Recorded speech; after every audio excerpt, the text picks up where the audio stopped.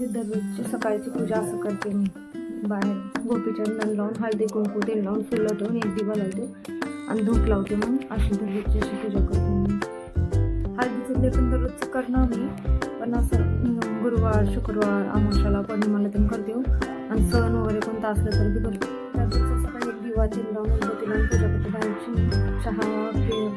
चहा पिले, तोच चहा खाऊन मग रात्री एक रात्री साखर आणि तांदूळ ते संपली होती. ते लिक्विड मागवलं होतं, पण ती मशीनच आणायची होती. ती एक मशीन मागवली एअरप्लगची.